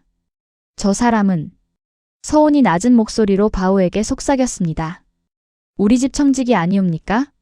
바우도 그쪽을 살폈습니다. 과연 청지기가 낯선 사내 둘과 마주 앉아 무언가 은밀히 대화를 나누고 있었습니다. 그 사내들의 행색은 며칠 전 고갯길에서 마주쳤던 괴한들과 어딘지 닮아 있었습니다. 바우와 서호는 서로 눈짓을 주고받으며 기둥 뒤로 몸을 숨겼습니다. 아씨가 이제 곧 다시 나들이를 나갈 것이오. 그때를 노리시오. 청지기의 낮은 목소리가 바람결에 실려왔습니다. 서온의 얼굴이 새하얗게 질렸습니다. 바우는 그녀의 손을 가만히 잡아 진정시키며 눈짓으로 조용히 하라는 신호를 보냈습니다. 더 이상의 대화는 목소리가 낮아 들리지 않았지만 이미 충분한 것을 알아낸 뒤였습니다. 두 사람은 조용히 자리를 피해 서둘러 집으로 향했습니다. 발걸음을 재촉하는 내내 서온의 손은 가늘게 떨리고 있었습니다. 돌아오는 길 서온은 좀처럼 말을 잇지 못했습니다. 믿었던 사람이 그리했다니 믿기지가 않사옵니다. 아씨, 지금은 놀랄 때가 아닙니다. 대감께 이 사실을 속히 알려야 합니다. 바우의 단호한 말에 서온은 애써 마음을 다잡으며 고개를 끄덕였습니다. 바우님이 계셔서 참으로 다행이옵니다. 당연히 해야 할 일을 했을 뿐입니다. 아니요. 바우님이 아니었다면 오늘도 그날 고갯길에서도 소녀는 서온의 목소리가 가늘게 떨렸습니다. 바우는 잠시 걸음을 멈추고 서온을 바라보았습니다. 노을이 지는 저작거리 골목, 두 사람 사이에는 말로 다 할 수 없는 감정이 조용히 흐르고 있었습니다. 아씨, 소인이 곁에 있는 한 다시는 그런 위험에 홀로 놓이지 않게 하겠습니다. 바우의 진심 어린 말에 서온은 눈시울이 붉어진 채 조용히 고개를 끄덕였습니다. 집에 도착하자마자 두 사람은 곧장 한윤서를 찾았습니다. 사랑방 문을 닫아 걸고 바우가 주막에서 엿들은 이야기를 낱낱이 고했습니다. 한윤서의 낯빛이 점점 어두워졌습니다. 그자가 내 밑에서 그리 오래 있었거늘. 대감, 지금 당장 그자를 내쫓으시겠습니까? 아니, 그리하면 오히려 저들이 더 대담하게 나올지도 모르네. 한윤서는 한참을 골똘히 생각하더니 무겁게 입을 열었습니다. 모르는 척 지켜보세. 대신 그자에게는 거짓 소식을 흘리도록 하지. 거짓 소식이라 하시면 아씨가 다음 보름날 절에 불공을 드리러 간다고 흘리는 걸세. 실은 그날 아씨는 집안에 머물게 하고 대신 다른 길목에 사람을 배치해 저들의 정체를 확실히 밝혀내는 것이지. 바오는 그 계책에 고개를 끄덕였습니다. 영리한 계책이십니다, 대감. 이 모든 것이 자네가 오늘 알아낸 덕분일세. 서온도 곁에서 조심스레 의견을 보탰습니다. 아버님, 소녀도 힘을 보태고 싶사옵니다. 그저 안채에 숨어만 있기는 답답하옵니다. 안 될 말이다. 이번만은 내 뜻을 따라 다오. 한윤서의 단호한 말에 서온은 아쉬운 듯 입술을 깨물면서도 결국 고개를 끄덕였습니다. 그날 밤 온 집안이 은밀히 분주해졌습니다. 겉으로는 평소와 다름없는 하루였지만 속으로는 다가올 대결을 위한 준비가 조용히 진행되고 있었습니다. 밤이 깊어질 무렵 갑자기 소나기가 쏟아지기 시작했습니다. 바오는 처마 밑에 서서 빗줄기를 바라보고 있었습니다. 그때 서온이 우산도 없이 마당을 가로질러 다가왔습니다. 아씨, 이 밤에 어찌 나오셨습니까? 비를 다 맞으시고. 잠이 오지 않아서요. 낮에 있었던 일이 자꾸 떠올라서. 바오는 자신의 겉옷을 벗어 서온의 어깨에 둘러주었습니다. 두려우십니까? 두렵기도 하고 이상하게도 바오님이 곁에 계시니 안심이 되기도 하옵니다. 빗소리 속에서 두 사람은 한동안 말없이 나란히 서 있었습니다. 바오님은 두렵지 않으십니까? 소녀 하나 때문에 일이 큰 위험에 휘말리셨는데. 두렵지 않다면 거짓말이겠지요. 허나 후회는 하지 않습니다. 바오는 조용히 서온을 바라보았습니다. 소희는 태어나 처음으로 지키고 싶은 것이 생겼습니다. 서온의 눈가가 촉촉해졌습니다. 그 순간 처마 끝에서 떨어지는 빗방울 소리마저 두 사람의 심장 소리에 섞여 들리는 듯 했습니다. 그렇게 두 사람은 다가올 더 큰 위기를 아직 알지 못한 채 나란히 빗속의 밤을 함께 지켜보고 있었습니다. 보름날 아침 참판댁은 겉으로 여느 때와 다름없이 분주했습니다. 하늘은 유난히 맑았고 마당 감나무에는 어느새 붉은 감이 하나둘 익어가고 있었습니다. 아씨께서 오늘 절에 불공을 드리러 가신다지. 하인들 사이에서 흘러나온 그 말은 미리 짜둔 대로 청지기의 귀에까지 흘러 들어갔습니다. 실제로는 화려하게 꾸민 가마의 몸종 하나가 서온 대신 올라탔고 서온 본인은 안채 깊숙한 방에 몸을 숨긴 채 상황을 지켜보았습니다. 서온은 문틈으로 바깥을 내다보며 초조하게 손을 맞잡고 있었습니다. 바오와 상철은 각기 다른 길목에 몸을 숨기고 매복했습니다. 가을바람에 흔들리는 억새 사이로 두 사람은 숨소리마저 죽인 채 기다렸습니다. 드디어 오는군. 숲속에서 낮게 속삭이는 목소리와 함께 복면을 쓴 사내 둘이 가마 행렬 쪽으로 접근하는 것이 보였습니다. 그들이 가마를 덮치려는 순간 바오와 상철이 동시에 뛰쳐나왔습니다. 멈춰라.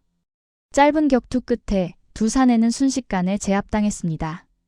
상철의 노련한 발놀림과 바오의 재빠른 손놀림이 합을 맞춘 듯 어우러져 괴한들은 반항 한 번 제대로 해보지 못했습니다. 이게 대체 누구의 사주를 받았는지 순순히 고하는 것이 신상에 좋을 것이다. 상철이 검을 겨누며 낮게 위협하자 사내들은 결국 실토하고 말았습니다. 병조 판서댁 대감의 명을 받았을 뿐이오. 부디 목숨만은. 사내들은 벌벌 떨며 애원했습니다. 그 말에 함께 숨어 지켜보던 한윤서의 얼굴에 씁쓸한 확신이 번졌습니다. 역시 그러했군. 그날 저녁 온 집안은 안도의 분위기에 휩싸였습니다. 드디어 증거를 잡았구나. 이제 저들도 함부로 나서지 못할 것이다. 한윤서는 오랜만에 밝은 얼굴로 말했습니다. 서온 역시 오랜만에 편히 잠들 수 있으리라 생각하며 안도의 한숨을 내쉬었습니다. 하지만 바오의 표정은 마냥 밝지만은 않았습니다. 대감 어찌 그리 어두운 얼굴인가? 증거를 잡았다 한들 병조 판서를 직접 벌할 수는 없지 않겠습니까? 오히려 저들이 실패를 알게 되면 더욱 급하게 나올까 염려됩니다. 바오의 말에 들떠있던 분위기가 순간 가라앉았습니다. 설마 그리까지야. 한윤서는 애써 웃으며 말했지만 그 목소리에는 확신이 담겨 있지 않았습니다. 그리고 그 불안한 예감은 머지않아 현실이 되고 말았습니다. 그날 밤 늦도록 한윤서는 홀로 사랑방에 앉아 마음을 놓지 못했습니다. 증거를 잡았다 한들 저 교활한 자가 순순히 물러설 리 없다. 창밖으로 불어오는 바람소리에도 몇 번이고 몸을 움찔했습니다. 그는 문득 서운히 어릴 적 아직 세상 물정 모르던 그 해맑던 얼굴을 떠올렸습니다. 내 딸만은 반드시 지켜야 한다. 그 다짐이 무색하게도 위험은 이미 코앞까지 다가와 있었습니다. 같은 시각 병조 판서댁에서는 소식을 전해 들은 황도원이 서안을 내리쳤습니다. 뭐라, 실패했다고? 서안 위에 벼루가 요란한 소리를 내며 바닥에 떨어졌습니다. 예, 대감. 두 사람 모두 붙잡혔다 하옵니다. 청지기가 벌벌 떨며 고했습니다.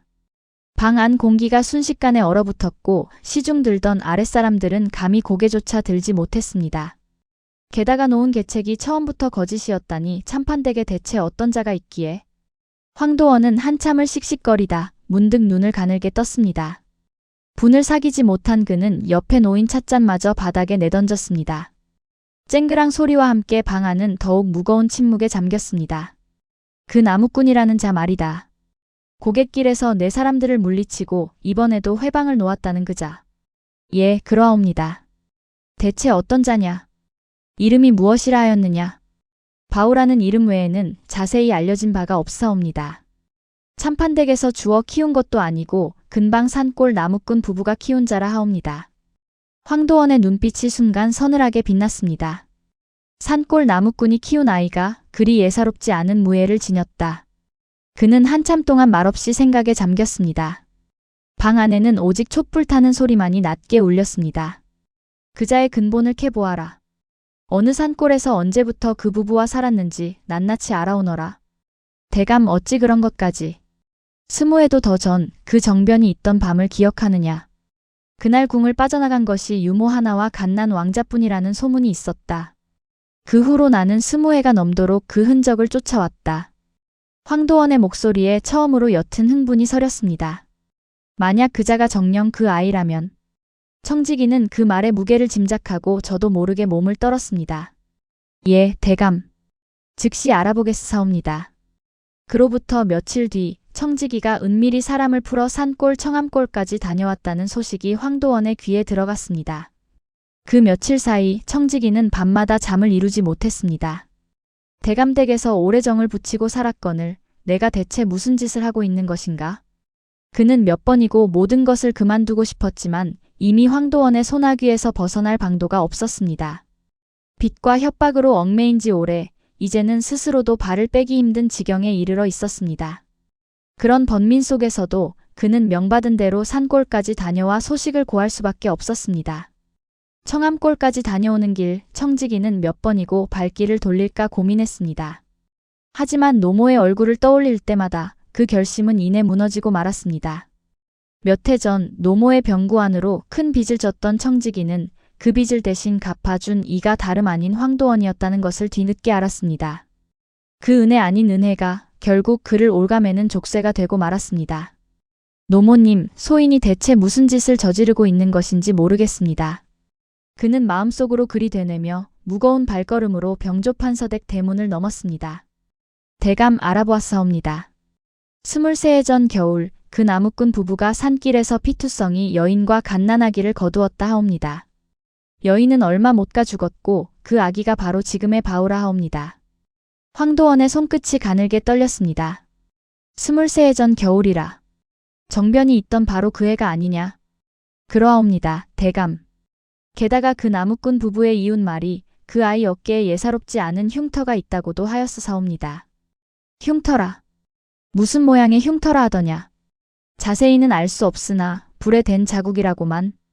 황도원은 천천히 자리에서 일어나 창밖을 바라보았습니다. 그의 얼굴에는 오랜 세월 억눌러온 집착과 불안이 동시에 스쳤습니다. 찾았구나. 20해가 넘도록 찾아 헤매던 그 씨앗을 이런 곳에서 찾을 줄이야. 그는 잠시 눈을 감고 24해 전 궁궐의 불길이 치솟던 그 밤을 떠올렸습니다. 자신의 손으로 옥좌를 무너뜨렸던 그 밤 단 하나 놓친 것이 있었습니다. 바로 갓난 왕자를 품에 안고 사라진 유모였습니다. 그날 밤 그는 직접 칼을 들고 궁 안 구석구석을 뒤졌지만 끝내 그 갓난아기의 그림자조차 찾지 못했습니다. 그때부터 지금까지 그날의 실패는 그의 마음속 가장 깊은 곳에 박힌 가시와도 같았습니다. 그 후로 20여 년 황도원은 겉으로는 조정에 충신 행세를 하면서도 은밀히 그 흔적을 쫓아왔습니다. 그 세월 동안 그는 수많은 밤을 뜬 눈으로 지새우며 언젠가 그 씨앗이 자라나 자신의 자리를 위협할까 두려워했습니다. 이제야 비로소 그 오랜 불안의 뿌리를 뽑을 기회가 눈앞에 다가온 것이었습니다. 대감, 그렇다면 어찌하시겠사옵니까? 황도원은 싸늘한 미소를 지으며 답했습니다. 확실히 해야지. 그 어미도 그 씨앗도 이번에는 결코 놓치지 않을 것이다. 허나 대감, 만약 소문이 사실이라면 백성들 사이에 그 존재가 알려지는 것만으로도. 그러니 더더욱 조용히 그리고 확실히 처리해야 하는 것이다. 황도원은 붓을 들어 무언가를 써내려가기 시작했습니다. 붓끝이 종이 위를 스치는 소리만이 방 안의 무거운 침묵을 갈랐습니다. 참판댁 나무꾼의 양부모부터 손을 써라. 그자들을 붙잡아 두면 제 발로 걸어 나올 것이다. 허를 찌르시는군요, 대감. 한윤서도 그 나무꾼도 이제부터는 내가 원하는 판 위에서 움직이게 될 것이다. 그 한마디와 함께 참판댁을 향한 위협은 이전과는 비교할 수 없이 커다란 그림자로 자라나고 있었습니다. 며칠 뒤 산골에서 급히 사람이 달려왔습니다. 잔치의 여운이 채 가시기도 전 그 소식은 온 집안을 순식간에 얼어붙게 만들었습니다. 달려온 이웃 마을 총각은 숨을 헐떡이며 겨우 말을 이었습니다. 바오님, 큰일 났습니다. 양부모님께서 낯선 사내들에게 끌려가셨습니다. 바오의 얼굴이 순식간에 하얗게 질렸습니다. 뭐라고? 그게 무슨 소리냐? 어젯밤 갑자기 들이닥친 자들이 두 분을 묶어 어딘가로 데려갔습니다. 마을 사람들도 손을 쓸 수가 없었다 하옵니다. 바오의 손이 부들부들 떨렸습니다. 그때 대문 앞에 화살 하나가 날아와 박혔습니다. 쇠액 소리와 함께 박힌 화살에 마당에 있던 사람들 모두가 흠칫 놀랐습니다. 화살에는 서찰이 매여 있었습니다. 한윤서가 떨리는 손으로 그것을 펼쳤습니다. 네가 진정 그 씨앗이라면 오늘 밤 홀로 고갯길로 나오너라. 그리하지 않으면 늙은 것들의 목숨은 없는 줄 알라. 서찰 끝에는 낙관도 없었지만 누구의 짓인지는 분명했습니다. 바오님, 아니 되옵니다. 이것은 함정이 분명합니다. 서온이 다급히 바오의 팔을 붙잡았습니다. 허나 부모님의 목숨이 걸린 일입니다.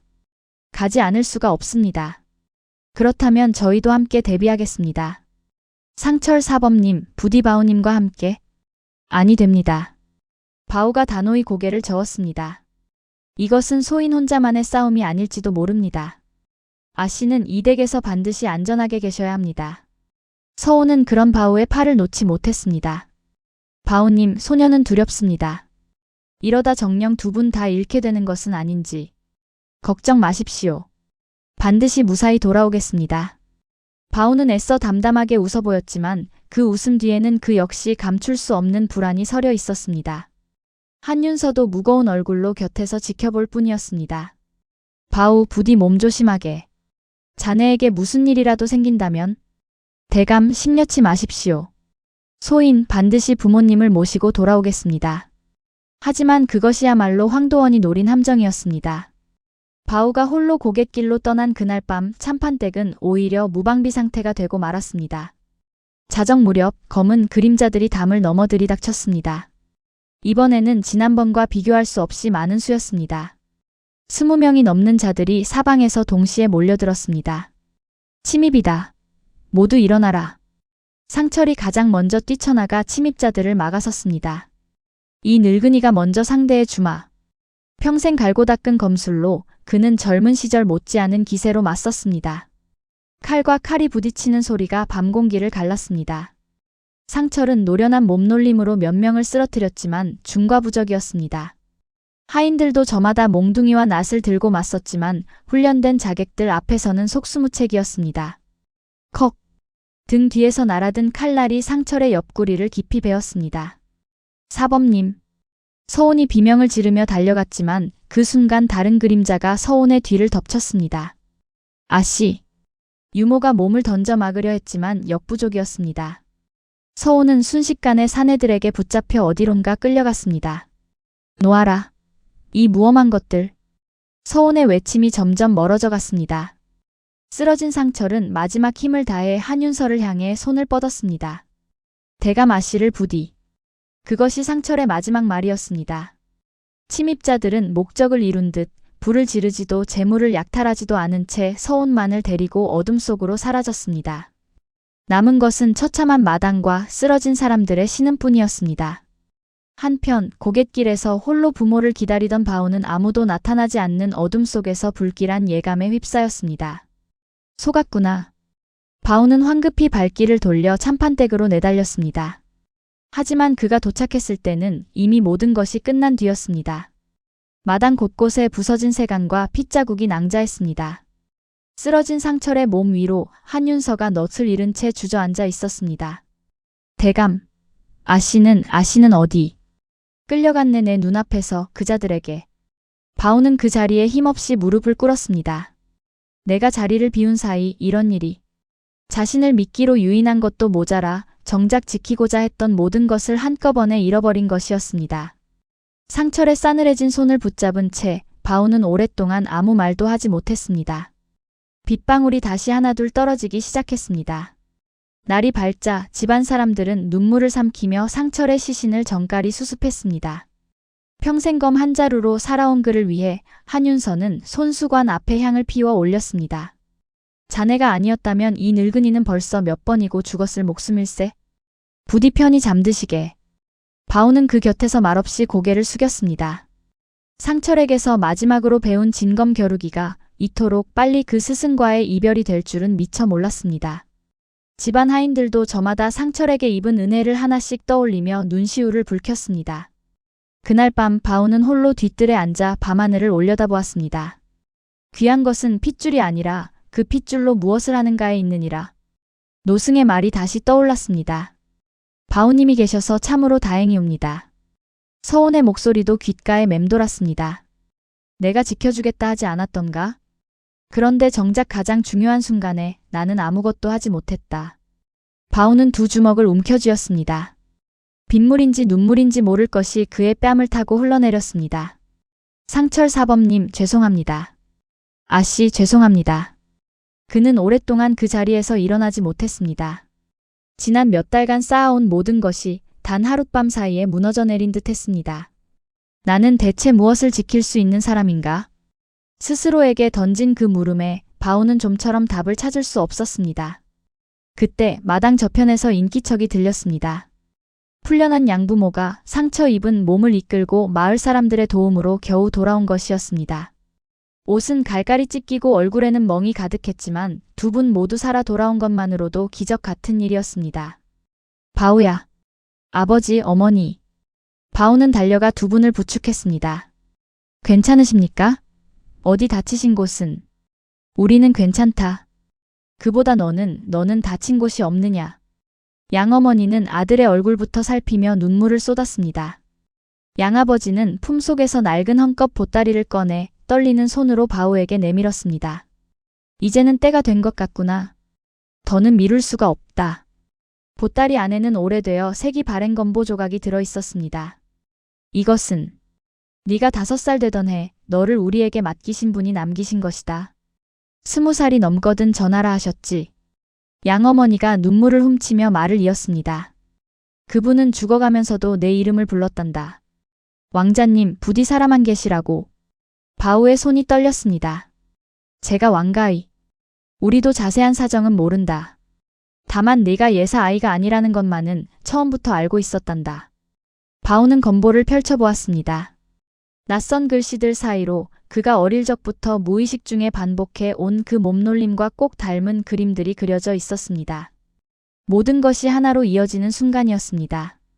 양아버지는 떨리는 손으로 바오의 어깨를 감싸 쥐었습니다. 미안하구나. 진작 알려주었어야 했는데 너를 지키려는 마음에 그만. 아닙니다, 아버지. 두 분이 아니었다면 소희는 여기까지 오지도 못했을 것입니다. 바오의 눈시울이 붉어졌습니다.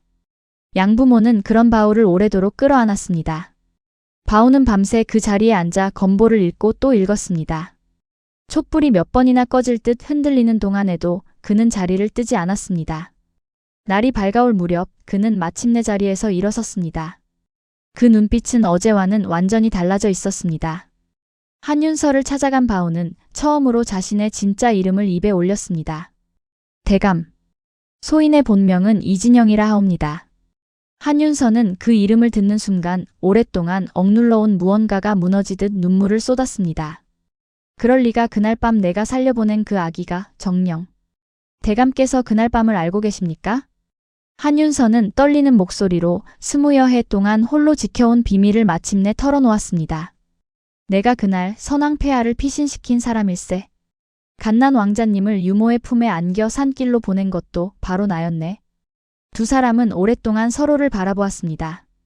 대감, 이제 더는 숨지 않겠습니다. 아씨를 구하고 황도원의 죄를 만천하에 밝히겠습니다. 나 또한 더는 침묵하지 않겠네. 자네와 함께 끝까지 가겠네.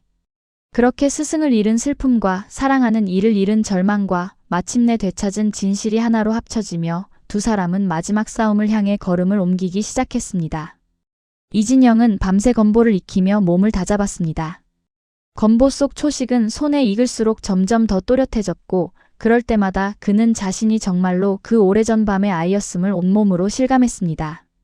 날이 밝자 그는 한윤서와 함께 병조판서댁으로 향했습니다. 더 이상 나무꾼 바오가 아닌 폐위된 왕가의 마지막 핏줄로서였습니다. 가는 길 내내 한윤서는 몇 번이고 진영의 얼굴을 살폈습니다. 두렵지 않은가? 두렵습니다. 허나 이제는 도망치지 않을 것입니다.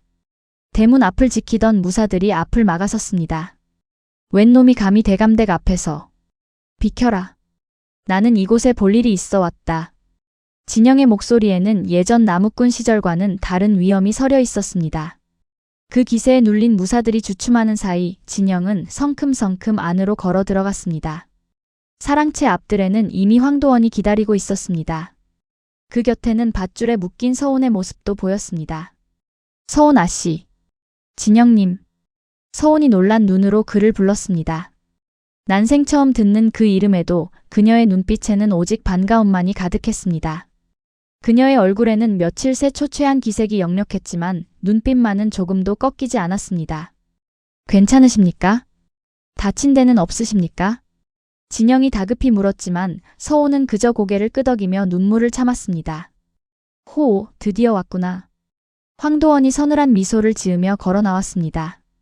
그의 뒤로는 무장한 사병 여럿이 늘어서 있었지만 진영은 조금도 물러서지 않았습니다. 네가 정녕 그 갓난 왕자였다니 세상 일이란 참으로 알 수 없는 것이로구나. 황도원, 24년 전 그 밤의 죄를 갚을 때가 왔다. 진영의 말에 황도원은 코웃음을 쳤습니다. 죄라니. 나는 그저 새로운 시대를 연 것뿐이다. 증거도 없이 그런 말을 함부로 짓거리다니. 증거가 없다고 하였느냐. 진영은 천천히 소매를 걷어 올려 왼쪽 어깨에 흉터를 드러냈습니다. 봉황을 닮은 화상 자국이 아침 햇살 아래 선명하게 드러났습니다. 모여든 하인들과 이웃 대감들 사이에서 술렁임이 일었습니다. 저 흉터 정령 왕가의 표식이 아닌가? 게다가 저 눈매 선왕폐하와 어찌 저리 닮았단 말인가? 그 자리에 있던 늙은 상궁 출신 하나가 앞으로 나서며 떨리는 목소리로 덧붙였습니다. 소인, 궁에서 아기씨를 모신 적이 있사옵니다. 그 흉터 틀림없이 궁중화제 때 생긴 것이옵니다. 태어나실 때부터 봉황을 닮은 점이 있으셨는데 화상자리마저 그 모양을 그대로 따라간 것이었지요. 좌중은 그 증언에 다시 한번 크게 술렁였습니다. 진영은 품에서 낡은 건보 조각을 꺼내 펼쳐 보였습니다. 이는 유모 끝순이 목숨을 걸고 지켜낸 왕가의 건보다. 20회가 넘도록 나무꾼 부부가 지켜왔지. 건보에 그려진 초식들은 진영이 평생 무의식 중에 펼쳐 온 몸놀림과 한치의 어긋남도 없이 맞아떨어졌습니다. 그 자리에 있던 늙은 무관 하나가 건보를 살피고는 탄식했습니다. 이것은 선대왕가에서만 전해지던 비전 건법 틀림이 없습니다. 한윤서가 앞으로 나서며 목소리를 높였습니다. 내가 증언하겠소. 24해 전 그날 밤 갓난 왕자님을 유모의 품에 안겨 피신시킨 것이 바로 나였소. 좌중이 크게 술렁였습니다. 황도원의 얼굴이 처음으로 흔들렸습니다. 한윤서, 내 놈이 그때부터. 그렇소.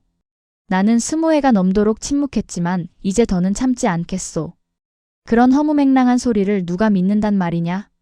황도원이 언성을 높이며 반박했습니다. 흉터 하나, 낡은 서책 한 장으로 무엇을 증명한단 말이냐. 다들 정신 차리시오. 그때 뜻밖의 목소리가 끼어들었습니다. 대감 소인이 증언하겠사옵니다. 모두의 시선이 쏠린 곳에는 참판댁 청지기가 무릎을 꿇고 있었습니다. 네 이놈 네가 어찌 감히. 황도원의 눈빛이 사납게 변했습니다. 소인 대감의 명을 받아 참판댁을 염탐하고 이번 습격까지 도왔사옵니다. 허나 상철 사범님이 돌아가시는 것을 보고 더는 양심에 눈 감을 수가 없었사옵니다. 청지기는 떨리는 목소리로 그간의 모든 지시와 서찰, 밀명을 낱낱이 고했습니다. 이자가 산골 나무꾼 부부를 납치하라 명하였고 참판댁 습격 역시 이자의 지시였사옵니다. 소인 늙으신 어머니를 볼모로 협박받아 어쩔 수 없이 따랐사오나 이제라도 죄를 씻고자 하옵니다. 청지기는 이마를 땅에 찍으며 통곡했습니다. 좌중의 술렁임이 이내 분노로 바뀌었습니다. 저런 파렴치하니 조정 대신이라니. 우리가 그동안 속아온 것이었구나. 황도원은 뒷걸음질 치며 소리쳤습니다. 저놈의 말을 믿지 마시오. 저것은 다 모함이오. 하지만 이미 쏟아지는 백성들과 대신들의 싸늘한 시선 앞에서 그의 변명은 힘을 잃어가고 있었습니다. 황도원, 내 죄는 이미 만천하에 드러났다. 진영이 검을 겨누며 한 걸음 다가섰습니다. 황도원은 마지막 발악으로 검을 뽑아 들었지만 몇 합을 버티지 못하고 바닥에 무릎을 꿇었습니다. 이럴 수는 없다. 내가 20해가 넘도록 쌓아온 것을 겨우 나무꾼 따위에게. 황도원은 피 끓는 눈으로 진영을 올려다보았습니다. 나무꾼이 아니라 내가 몰락시킨 왕가의 핏줄이다. 진영의 목소리는 낮았지만 그 어떤 호통보다 무겁게 마당을 울렸습니다. 때마침 소식을 듣고 달려온 관군들이 그를 포박했습니다. 24년 전 정변의 배후이자 참판댁 습격과 살인의 주모자 황도원을 포박하라. 포졸들의 외침이 마당에 쩌렁쩌렁 울렸습니다. 끌려가는 황도원의 얼굴은 더 이상 조정 대신의 위험이 아닌 초라한 죄인의 몰골이었습니다. 구경하던 백성들 사이에서 탄식과 함께 통쾌한 웃음소리도 섞여 나왔습니다. 저 오만하던 대감이 저리 끌려가는 꼴이라니. 인과응보라는 것이 바로 이런 것이지. 누군가는 손뼉을 치며 크게 웃었고 누군가는 그간 억눌려 온 서름의 눈물을 훔치기도 했습니다. 훗날 황도원은 그간의 죄상이 낱낱이 밝혀져 관직을 삭탈당하고 유배형에 처해졌습니다.